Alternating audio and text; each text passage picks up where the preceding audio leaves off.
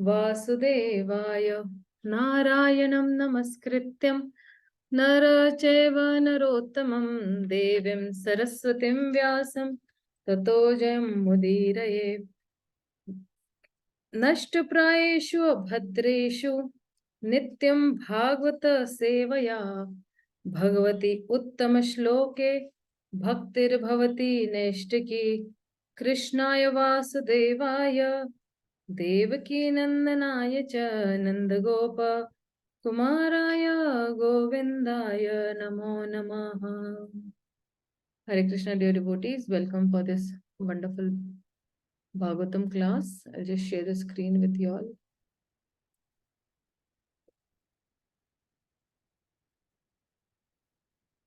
Sorry, I'm just trying to put out the screen.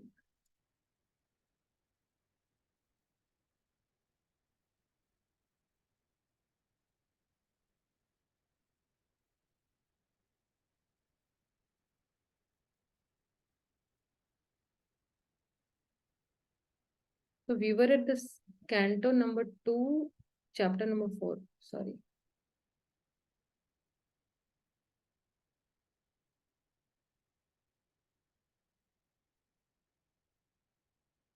We completed 7 shlokas and we're on to the 8th shloka.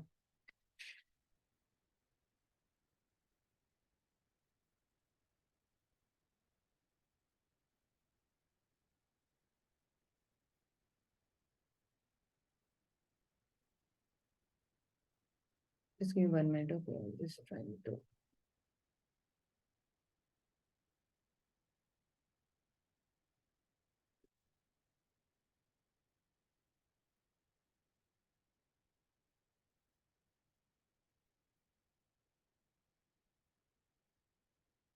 Sorry, dear devotees, just give me 1 minute more.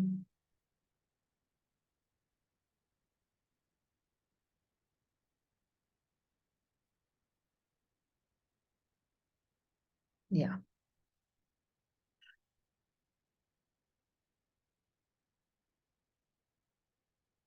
Nunam bhagavato brahman harer adbhuta karmana durvi bhavayam iva bhati kavi bhishchapi cheshtitam. Sushil Prabhu, please do the honors of reading the purport. Actually, the purport is very long. I will divide it into 2 parts. So maybe one part you can read and the other part somebody else can read, Prabhu. Okay? Hare Krishna Mataji. Krishna Prabhuji, Dandavat Pranam. Dandavat Pranam. Translation. O learned Brahmana, the transcendental activities of the Lord are all wonderful and they appear inconceivable because even great endeavors by many learned scholars have still proved insufficient for understanding them. Purport.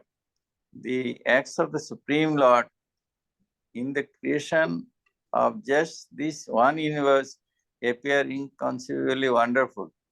And there are innumerable universes, and all of them aggregated together are known as the created material world.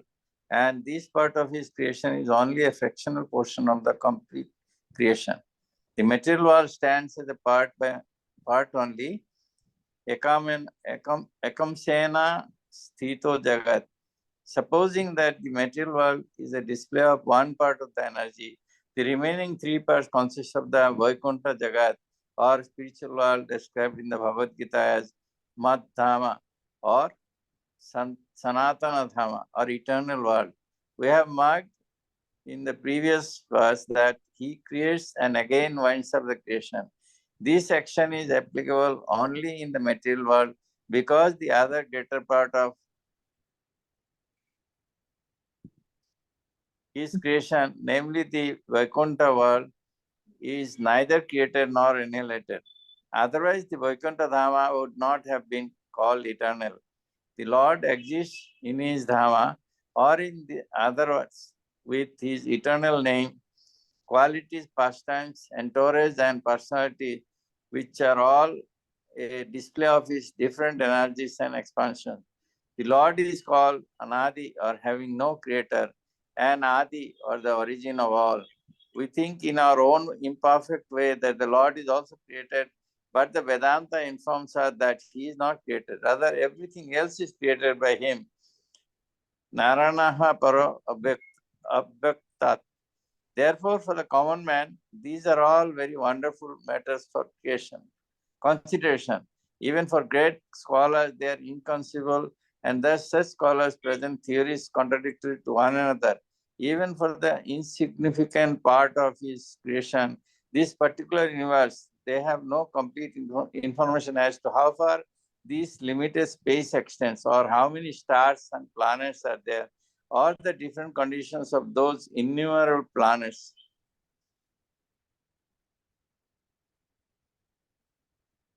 Modern scientists have insufficient knowledge of all this.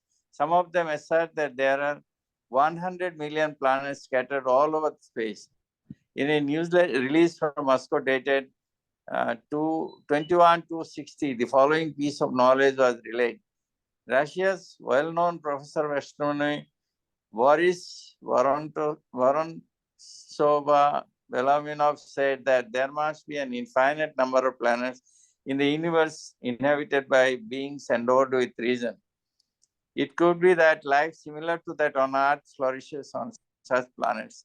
Doctor of Chemistry Nikolai Zhirov, covering the problem of atmosphere on other planets, pointed out that the organism of a Martian, for instance, could very well adapt itself to normal existence with a low body temperature.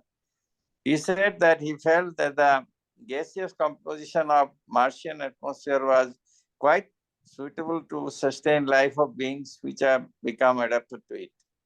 Yeah. Hare Krishna Mataji. Yeah. Thank you very much.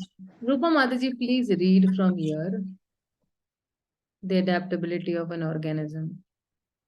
Hare Krishna. Mataji, is it second paragraph or? No, this adaptability of an organism from here. You're seeing the screen? No, I'm doing my own screen. Okay, I will read from your screen. Hold on. Mataji. 194 page and last 3 lines. This Yeah, the adaptability of an organism to different varieties of planet is described in Brahma Samhita as Vibhuti Bhinnam. That is, each and every one of the innumerable planets within the universe is endowed with a particular type of atmosphere, and the living beings there are more perfectly advanced in science and psychology because of a matter atmosphere.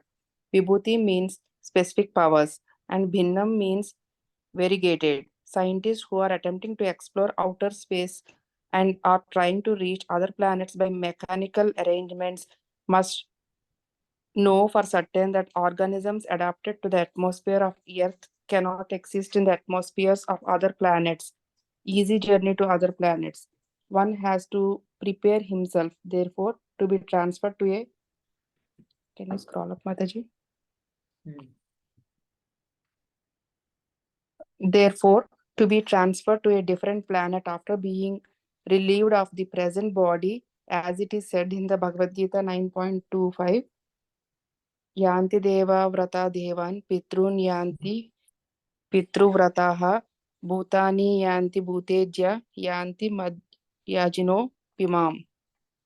Those who worship the demigods will take the birth among the demigods. Those who worship ghosts and spirits will take the birth among such beings. And those who worship me will live with me. Maharaja Parikshit's statement regarding the workings of the creative energy of the Lord discloses that he knew everything of the process of creation. Why then did he ask Sukadeva Goswami for such information? Maharaja Parikshit, being a great emperor, a descendant of the Pandavas and a great devotee of Lord Krishna, was quite able to know considerably about the creation of the world. But that much knowledge was not sufficient. He said, therefore, that even greatly learned scholars fail to know about that, even after great effort. The Lord is unlimited and his activities are also unfathomed. With a limited source of knowledge and with imperfect senses, any living being up to the standard of Brahmaji, the highest perfect living being within the universe, can never imagine knowing about the unlimited. We can know something of the unlimited when it is explained by the unlimited, as has been done by Lord himself in the unique statements of Bhagavad-gītā, and it can also be known to some extent from realized souls like Sukadeva Goswami, who learned it from Vyasadeva, a disciple of Narada, and thus the perfect knowledge can descend by the chain of disciplinic successions only and not by any form of experimental knowledge, old or modern. Hare Krishna. Yeah, thank you. Thank you, Mataji. So actually, if you see from the fifth shloka onwards, you see that Parikshit Maharaj is asking questions to Shukdev Goswami. He is telling Shukdev Goswami that Shukdev Goswami, because you are the knower of everything, you are Sarvagna, and you are sinless, Anagha, and your speech is very perfectly right, Samichinam. And because you have all these three qualities, what is happening? Because of these three, my darkness or my ignorance is being dispelled. So then, somebody he might say that, okay, I should chant here, Krishna's pastimes, forms and pastime. But Parikshit Maharaj is thinking that no, first I will ask about the Lord's pastimes of creation by his Maya Shakti. And then I will ask about his pastimes such as the, lifting of the Govardhan hill using his Chit Shakti. So that is why in the sixth shloka, if you see, because this is the eighth shloka, in the sixth shloka, Parikshit Maharaj is asking that how does the Lord create this universe through his energies? So how does the Lord maintain? And in the seventh shloka is asking that how does the Lord maintain and destroy this universe? How does the Lord enact his primary creation through his Maya Shakti? And how does he carry out his secondary creation through the demigods and all the Prajapatis? So now, and he's in this eighth shloka, he's saying that the Lord's activities are very wonderful and inconceivable. That is why he is using this word called Durvi Bhavyam. Okay, so Durvi Bhavyam means what? Activities of the Lord are very wonderful also, and they're inconceivable also. So even those who are wise, they can also not understand them in spite of all their endeavors. And that is why in the next shloka now, they will say that how the Lord, as one Purusha, is single-handedly supporting all the three gunas during his primary creation. So the glorification of that primary creation will come. So he's saying that Yatha gunastu just a second, there is some Anagha. Anagha means sinless. Anagha means sinless. Okay. So Maharaj Parikshit is calling Shukdev Goswami as Anagha, that is sinless. Yatha gunastu tu prakriter yugapata kramasho apiva vibharti bhuriksha ste vekar kuruvan karmani janmabhi. So he's saying that, okay, I might read it myself. The Supreme Personality of Godhead is one. Whether he alone acts with the modes of material nature or simultaneously expands in many forms or expands consecutively to direct the modes of nature. So he's saying that the Lord as one Purusha, or you can say one who is Karunakshay Vishnu, he single-handedly supports the three gunas during his primary creation. So then through the devatas, he also supports the gunas, the secondary creation, Rajogun, Tamogun, Satogun, and he's asking that, okay, does this happen simultaneously or in sequence? So, there might be this link that, okay, you have mentioned that this subject matter is very difficult, even for those who are wise, So then, Shukdev Goswami might say that, then why are you asking me this question? So then now in the next shloka, Parikshit Maharaj will again glorify Shukdev Goswami. He's saying that Vichikitsima me tan me ब्रवीतु भगवान यथा शाब्दे ब्रह्माणि निशिनातः Paras means bhava, bhavan khalau. He's saying that kindly clear up all your doubts, inquiries, because you are not only vastly learned in the Vedic literatures and self-realized in transcendence, but are also great devotee of the Lord and are therefore as good as the personality of God. This is what Parikshit Maharaj is telling Shukdev Goswami. So he's saying that you are very much expert in discerning the scriptural truths. So because he's very well learned in Vedic literatures, and you have self-realized in transcendence.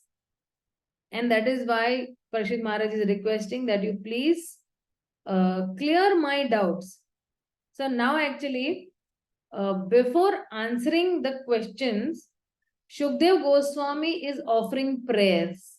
So from the 11th shloka onward, there will be prayers, but let's see the purport to this particular shloka. We'll read the purport to this shloka because very important it is to read. Vrinda, please read this purport, beta. Purport.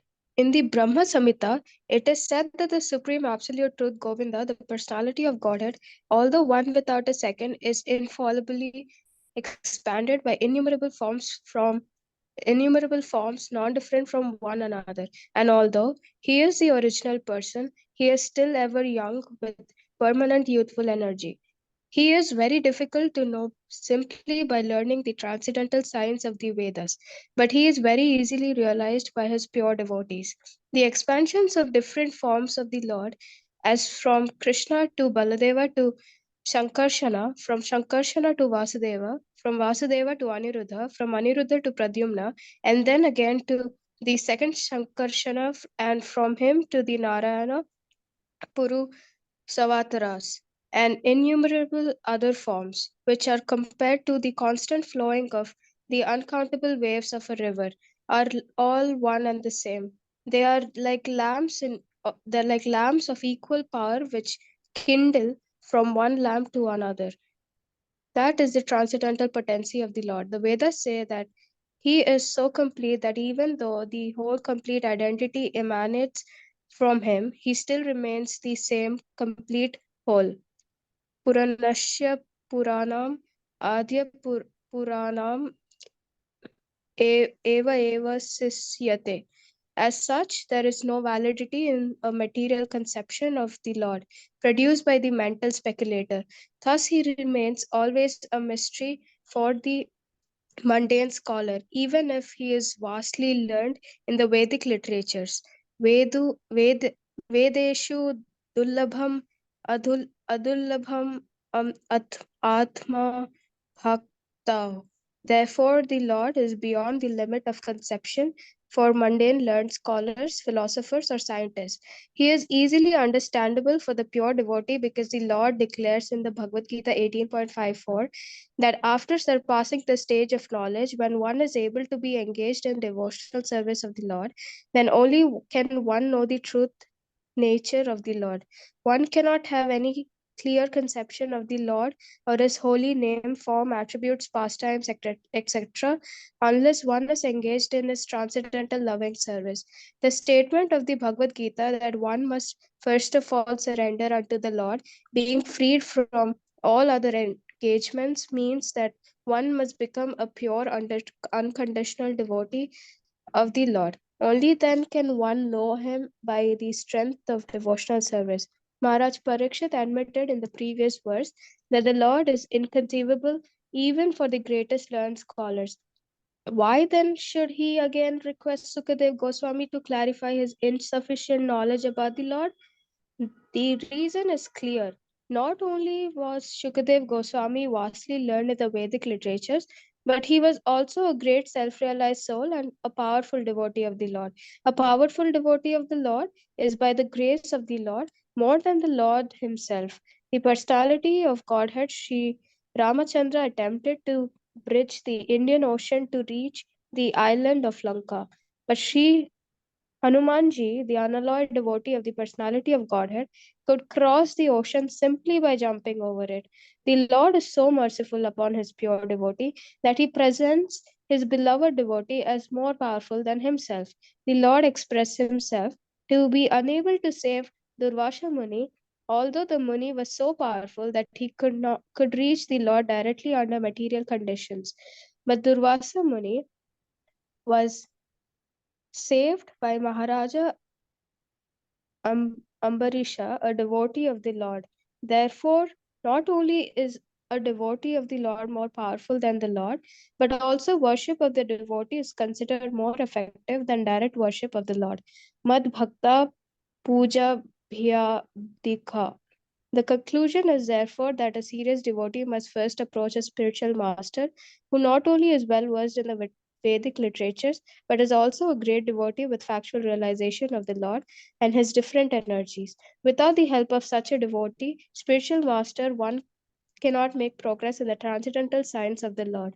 And a bona fide spiritual master like Shukadev Goswami does not speak about the Lord only in the matter of his internal potencies, but also explains how he associates with his external potencies. The Lord's pastime in the internal potency are displayed in his activities in Vrindavan, but the workings of his external potency are directed in his features of Karana Vyasaya Vishnu, Garbhodakshaya Vishnu, and Kshirodakshaya Vishnu. Srila Vishwanatha Chakravarti offers his good counsel to the interested Vaishnavas when he says that they should not be interested in hearing only about the Lord's activities like Rasa Leela, but must be keenly interested in his pastimes, in his features of the Purusharthas in connection with Shrishti Tattva, creational functions, following the examples of Maharaj Parikshit, the ideal disciple, and Sukadev Goswami, the ideal spiritual master. Hare Krishna. Hare Krishna. Thank you so much. So over here, what he is doing is basically Parikshit Maharaj, he is reinforcing his faith on Shukdev Goswami by saying that, Shukdev Goswami, that you are certainly capable of answering all these questions, to me, because you are vastly learned in the scriptures, and you are a self-realized person. That is why I have full faith in you. That is why when somebody, is there is this shloka in the 11th canto, 3rd chapter. It says that Tasmad Gurum Prapadyate Jigyasu Shreya Uttamam Shabde Parecha Nishnata Brahmanyu Parashamaya. So he is saying that in that, translation, he says that, see, any person who is very much, desiring real happiness, what he should do, he must then seek for a spiritual master. And then what he should do after seeking the spiritual master, then what he should do, he should take initiation. Then only such a spiritual master who is very much qualified, because he has realized the conclusions of all the scriptures, and he's able to convince others also about these conclusions, he will be able to, he will be able to give those conclusion, and he'll be able to narrate also. And such grace personalities, what have they done? They have taken shelter of the personality of Godhead, leaving all material life behind, and such people should be actually considered as bona fide spiritual masters. So that is why when you say, if you see in the shloka where he says that Shabde Brahmani Nishnataha, he's saying that Nishnata means actually expert. If you see, fully realized, or you can say he's a completely expert. So expert in what? Expert in discerning the truth. So, and that is why he's saying that Parasmin cha bhavan khalau. He's saying that you have realized Krishna. So, when we say that, because see, Parikshit Maharaj is asking two questions.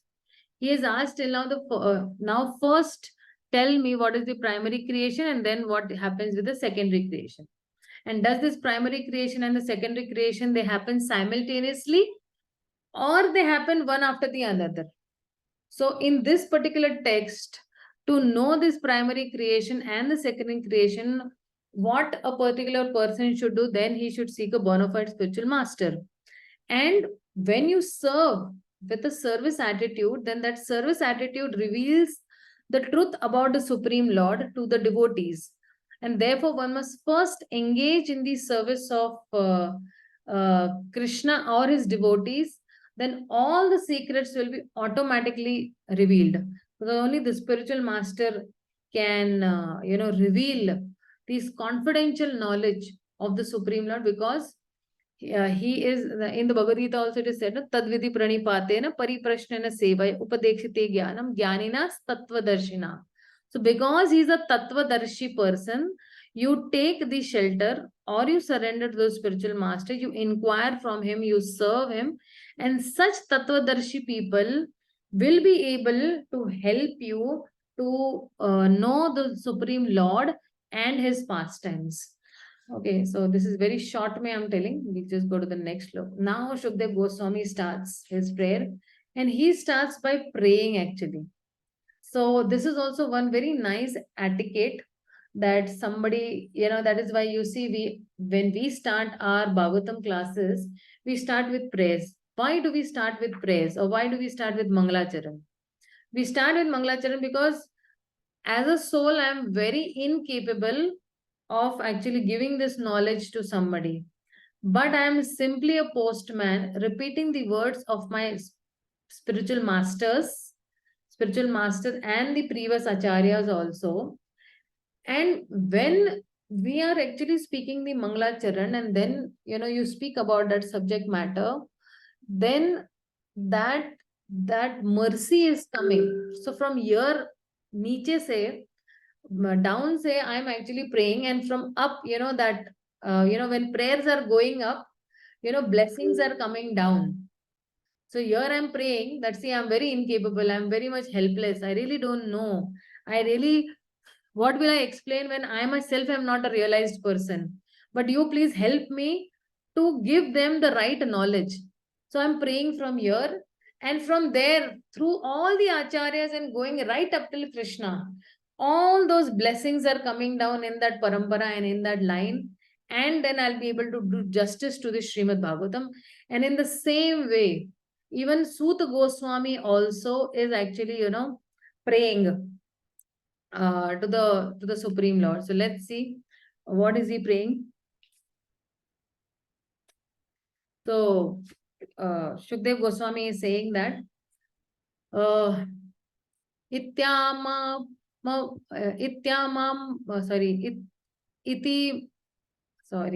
so sorry. Ityum pamantro ragya gunanu kathane hare Rishikesha manusmritya prativaktu prachakrame. So yeah, somebody read the translation and the purport both. Priyanka, read the translation and purport both. Yes, Mataji. Hare Krishna. Translation. Sutta Goswami said, when Shukadev Goswami was thus requested by the king to describe the creative energy of the personality of Godhead, he then systematically remembered the master of the senses, Sri Krishna, and to reply properly, he spoke thus. Purport. The devotees of the Lord, while delivering speeches and describing the transcendental attributes of the Lord, do not think that they can do anything independently. They think that they can speak only what they are included to speak by the Supreme Lord, the master of the senses. The senses of the individual being are not his own. The devotee knows that such senses belong to the Supreme Lord and that they can be properly used when they are employed for the service of the Lord. The senses are instruments and elements are ingredients, all endowed by the Lord. Therefore, whatever an individual can do, speak, feel, etc., is under the direction of the Lord only. The Bhagavad-gītā 15.15 confirms this. Sarvasya chaham hridis sannivisto matah smritir dhyanam apohanam cha. No one is free to act freely and independently, and as such, one should always seek the permission of the Lord to act or eat or speak, and by the blessings of the Lord, everything done by a devotee is beyond the principles of the four defects typical of the conditioned soul. Thank you, Mataji. Hare Thank you, Priyanka. Thank you so much. So now, Shukdev Goswami starts his prayers. And these prayers are really very nice prayers, okay? They have a very deeper meaning. Okay. Namo parasmai, Shri Shuka uvacha, Namo parasmai purushaya bhuyase, Shad udbhava sthana nirodha leelaya, Grihita shakti tritaya dehina. देहिनाम अंतर भवायान नु Plaksha वर्तमने. Yeah, Swati Mataji, please read this translation and purport both. Hare Krishna Mataji. Translation. Sukadeva Goswami said, "Let me offer my respectful obeisances unto the Supreme Personality of Godhead, who for the creation of the material world accepts the three modes of nature. He is the complete whole residing within the body of everyone, and he is always or inconceivable. Purpose. This material world is a manifestation of three modes goodness, passion, and ignorance, and the Supreme Lord for the creation, maintenance, and destruction of the material world accepts three predominating forms as Brahma, Vishnu, and Shankara Shiva. As Vishnu, he enters into everybody materially created. As Garbhodaksha Vishnu, he enters into every universe. And as Kshirodaksha Vishnu, he enters everybody of every living being. Lord Sri Krishna, being the origin of all Vishnu Tattvas, is addressed here as Haraha Puman or Purushottama, as described in Bhagavad-gītā 15.18, is complete whole. The Purushavasaras are therefore his plenary expansions. Bhakti Yoga is the only process by which one can become competent to know him, because the empiric philosophers and mystic yogis cannot conceive the personality of Godhead. He is called Anupalakshya Vartamane. The Lord is the Lord of the inconceivable way, or Bhakti Yoga. Hare Krishna Mataji, thank you. Thank you. Thank you so much, Mataji. Thank you very much. So, in this shloka, when Shukdev Goswami is actually offering praise unto those personalities whose pastimes he is going to now speak now. And who are those personalities? Those are Garbhodaksha Vishnu, Karnadaksha Vishnu, and Kshirodaksha Vishnu. He's going to speak about the Leela of the Purusha Avtaras. First, he's going to offer praise to the Purusha Avtaras. And that is why he's saying that Namah Parasmay Purushaya Bhuyase. And those expansions is very powerful, personality who is, Karnadaksha Vishnu, whose expansion is actually Mahavishnu. And what is his activity? He's saying that it is Sad Udbhava Sthana Nirodha Leelaya. So he's saying that his activity is Karnodaksha Vishnu is actually creating maintenance and destruction. So how he does that? He does that with Grihita Shakti Tritaya Dehinam. He is actually, by accepting the Maya Shakti, which is made up of three modes, three Tayaya, he is accepting with that. And then, because Tritaya means three modes, okay, that way. So, as Krishna also says that Tribhir Guna Maya, where in the Bhagavad-gītā also he says in the Bhagavad-gītā, I think that's the 7th chapter, 13th shloka is it? 13, 14, I think both.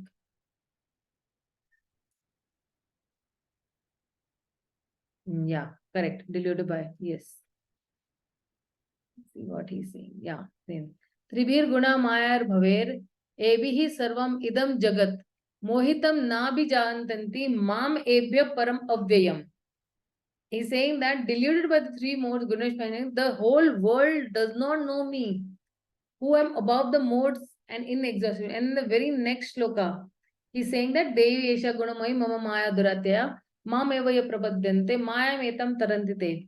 So he's saying that this Maya potency is made up of three modes.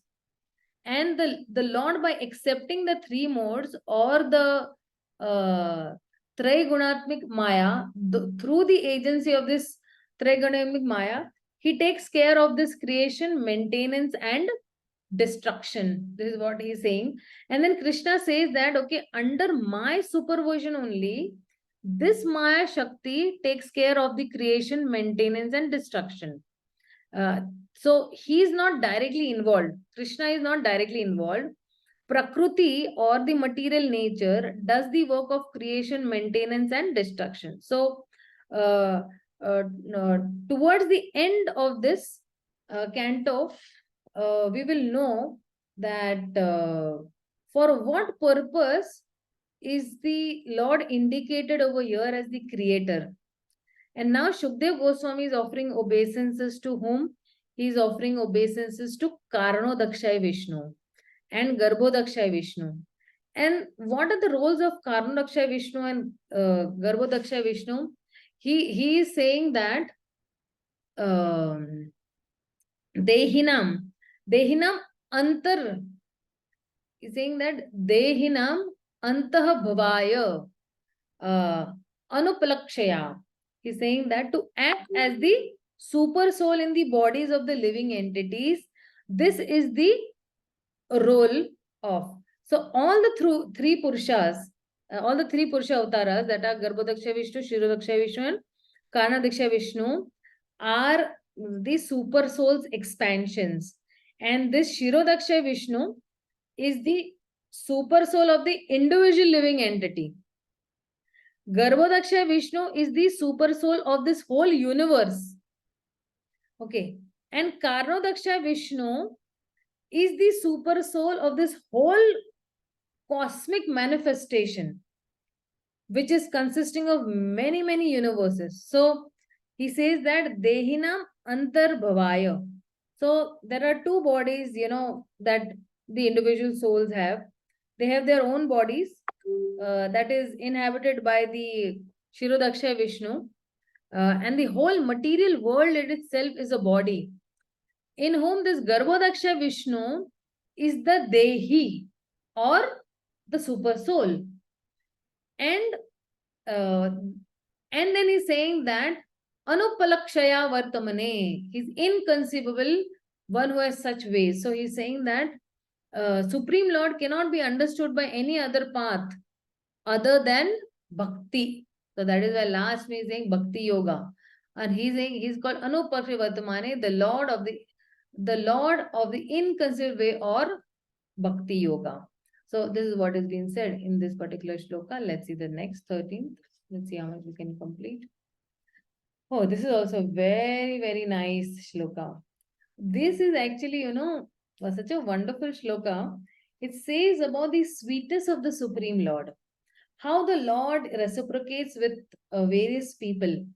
Not only devotees, but how he is reciprocating with various people, and how sweetly he is reciprocating with different people. So, okay. Bhuyo nama sad vrijina chide satam sambhavaya khilat sattva murtaye pumsam punha paramhasya ashrame vyavasthainam anumriggaya dasuse. Yeah, somebody read the translation and the purport both. Priyanka Dubey, will you be able to read this? Yes, Mataji. Yeah, read it. Translation. I again offer my respectful obeisances unto the form of complete existence and transcendence, who is the liberator of the pious devotees from all distresses, and the destroyer of the further advances in atheistic temperament of the non-devotee demons for the transcendentalists who are situated in the topmost spiritual perfection. He grants their specific destinations. Purport. Lord Shri Krishna is the complete form of all existence, both material and spiritual. Akhila means complete, or that which is non-khila, inferior. As stated in the Bhagavad-gītā, there are two kinds of nature, Prakriti, namely the material nature and the spiritual nature, or the external and internal potencies of the Lord. The material nature is called apara, or inferior, and the spiritual nature is called superior or transcendental. Therefore, the form of Lord is not the inferior material nature. He is complete transcendence, and he is murti, or having transcendental form. The less intelligent men who are unaware of his transcendental form describe him as impersonal Brahman, but Brahman is simply the rays of his transcendental body. Yasya Prabha, the devotees who are aware of his transcendental form render him service. Therefore, the Lord also reciprocates by his causeless mercy and thus delivers his devotees from all distresses. The pious men who follow the ruling of the Vedas are also dear to him, and therefore the pious men of this world are also protected by him. The impious and the non-devotees are against the principles of the Vedas, and so such persons are always hampered from making advances in their nefarious activities. Some of them who are especially favored by the Lord are killed by him personally, as in the cases of Ravana, Hiranyakashipu, and Kamsa, and thus such demons get salvation and are thereby checked from further progress in their demonic activities. Just like a kind father, either in his favor upon the devotees or his punishment of the demons, he is ever kind to everyone because he is the complete existence for all individual existence. Hare Yeah. Krishna. Thank you, Mataji. Thank you. Please regularly attend this class. Okay. Thank you. Whenever possible, of course. Yeah. Nivedita Mataji, please read the remaining purport. Nivedita is there. Yeah, Mataji, from where? From this The Paramhamsa. Parma Hamsa. Yes. Yeah. Okay. The Parma Hamsa stage of existence is the highest perfectional stage of spiritual values. According to Srimati Kunti Devi, the Lord is factually understood by the Paramahamsas only. As there is gradual realization of the transcendence from impersonal Brahman to localized Paramatma to the personality of Godhead, Purushottama, Lord Krishna, similarly, there is a gradual promotion of one situation in the spiritual life of sannyasa. Mataji, how can I pronounce this? Yeah, I'll do that for you. This is Kuti Chaka, Bahudaka, Parivargacharya, and Paramhamsa. Then you can read. Okay. Are gradual progressive stages in the renounced order of life. Sannyasa and Queen Kunti Devi, the mother of the Pandavas, has spoken about them in her prayers for Lord Krishna, Canto 1, Chapter 8. The Parma Hamsas are generally found among both the impersonalist and the devotees, but according to Śrīmad-Bhāgavatam, as clearly stated by Kunti Devi, pure bhakti yoga is understood by the Paramahamsas, and Kunti Devi has specially mentioned that the Lord descends paritranana sadhuna, specially to award bhakti yoga to the Paramahamsas. So ultimately, the Parma Hamsas, in the true sense of the term, are unalloyed devotees of the Lord. Srila Jiva Goswami has directly accepted that the highest destination is Bhakti Yoga, by which one accepts the transcendental loving service of the Lord. Those who accept the path of Bhakti Yoga are the factual Paramahamsas. Since the Lord is very kind to everyone, the impersonalists who accept Bhakti as the means of merging in the existence of the Lord in his impersonal Brahma Jyoti are also awarded their desired destination. In the Bhagavad-gītā 4.11, he is assured everyone, ye yathamam prapadyante. According to Srila Vishwanatha Chakravarti, there are two classes of Paramahamsas, namely the Brahmandis, impersonalists, and the Premanandis, devotees, and both are awarded their desired destination, although the Premanandis are more fortunate than the Brahmanandis.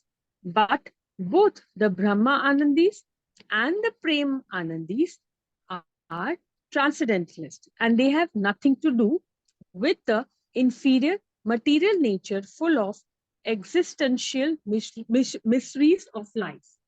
Yeah. Hare Krishna. Thank you.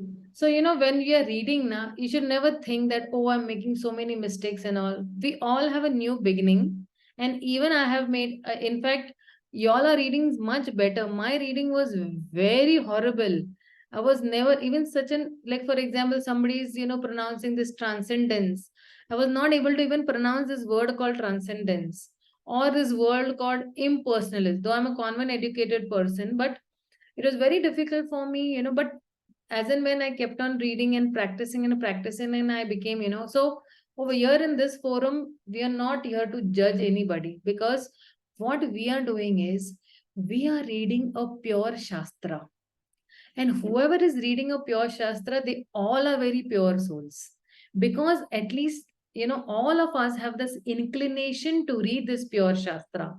So everybody is a pure soul on this particular forum, and that is why we don't judge. Yes, of course, there is some assistance required. I'm always there to help, because I've been reading these literatures on a very regular basis, on a daily basis. So, but don't think and don't hesitate also that, oh, I'll go on this reading forum and then Mataji will ask me to read and I won't be able to read. No, we are here to read this pure literature, this pure work by Srila Shukdev Goswami Vyasdev, and slowly and steadily we will definitely. So, to explain this particular shloka, I'll just take 4 or 5 minutes. So, what over here he's saying is that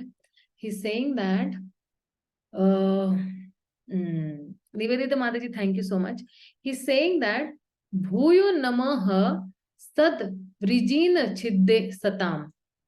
He's saying Bhuyo Namaha. Again and again I offer my respectful obeisances unto that Supreme Lord who is Sad Vrijina Chidde. Sad means what? Sad means devotees. And Vrijina means miseries or suffering.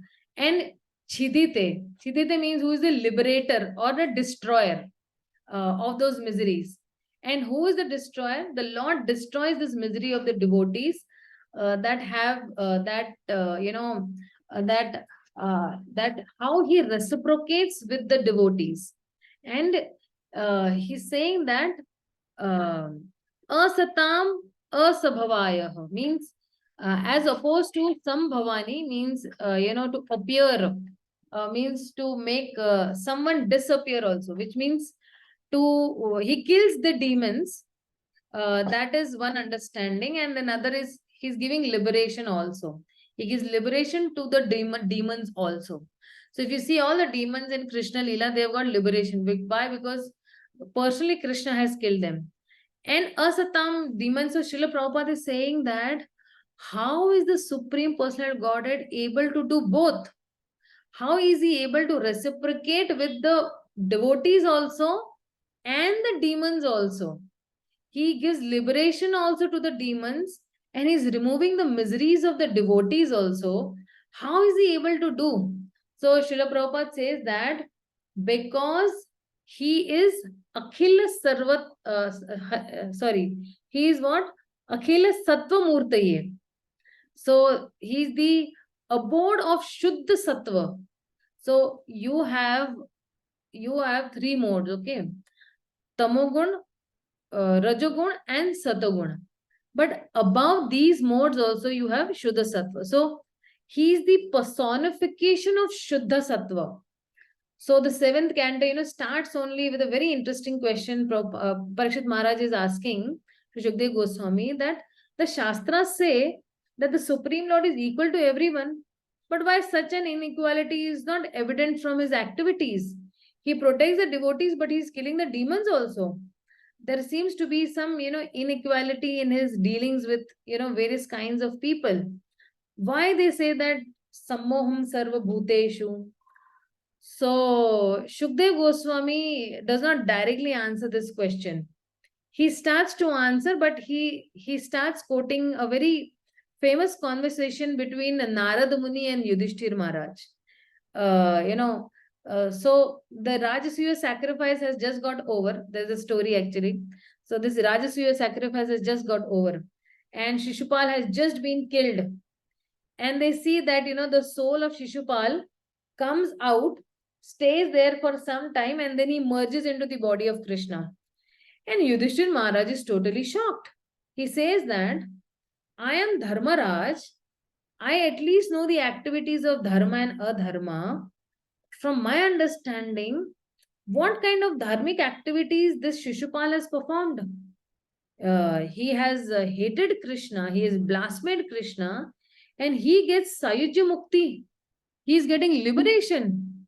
So, and even poor Vena, he also performed the same activities, like, putting atrocities on his subjects, and he's blaspheming the Lord. He went to hell. And here, this Shishupal, he's attaining mukti. Can you please explain? So, Narad Muni, before giving the details, he's giving the principles. So, what is the principle we need to understand?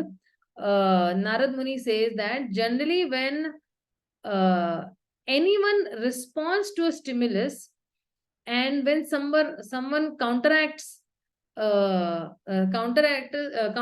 stimulus, then he responds to that particular stimulus.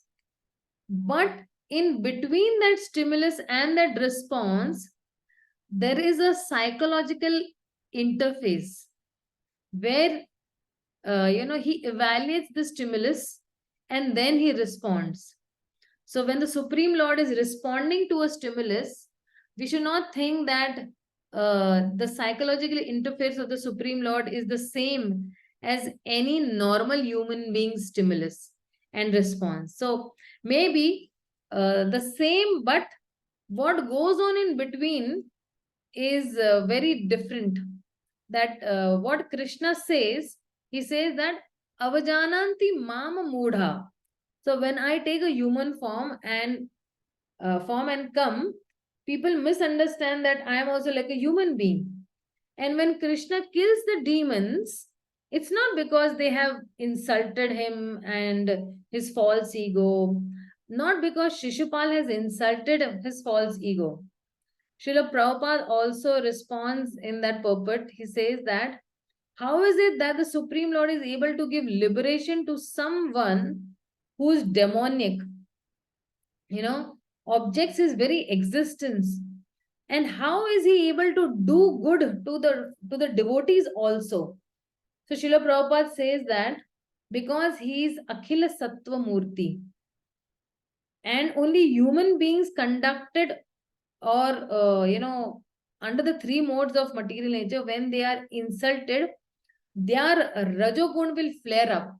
The Rajogun means what? Very angry, aggressive, and very passionate. These are the qualities of Rajogun. So their Rajogun will pop up or flare up, and they become very angry and they respond in an inappropriate way. Whereas when the Supreme Lord acts like that, one should not understand that he is, being instigated by Rajoguna or Tamoguna. He is Akhila Sattva Murti, which means that he is transcendental to the three modes. And then, because, Pumsam Punaha Param Hamsaya Ashraye. This one on the screen. So he's saying that,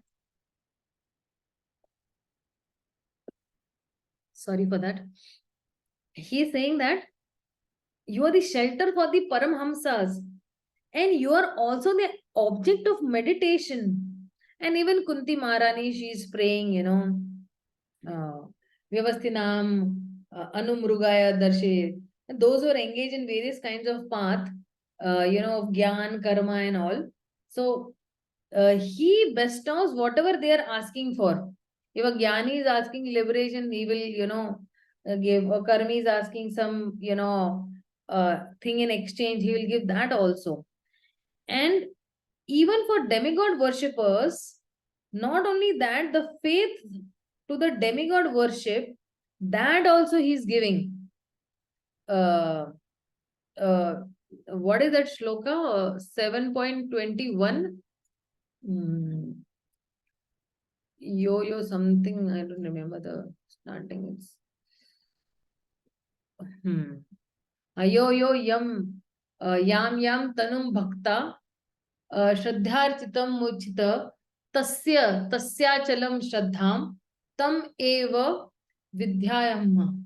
So he is saying that not only, let's see the Ranjan, I am in everyone's heart as a super soul. As soon as one desires to worship some demigod, I make his faith steady so that he can devote himself to that particular deity, to that particular demigod.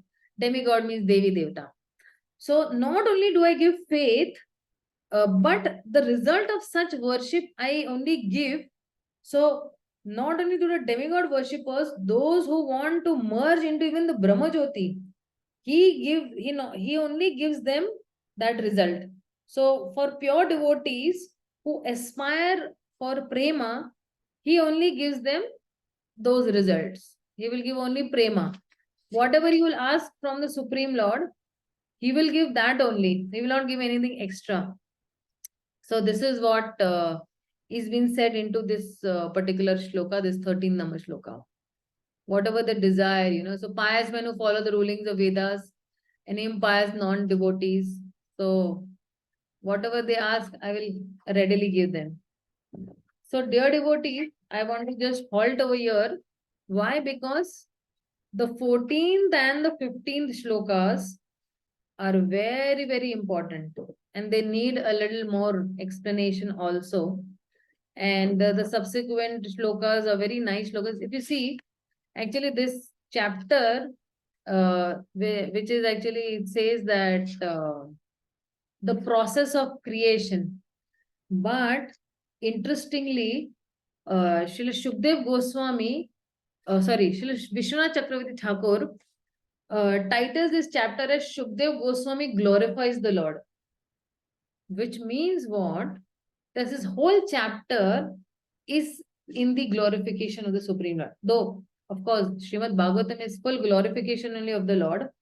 But over here, there are specific glorifications of the Lord, which I feel that we need to relish shloka by shloka and wonderfully, relish that whole taste of the Bhagavatam.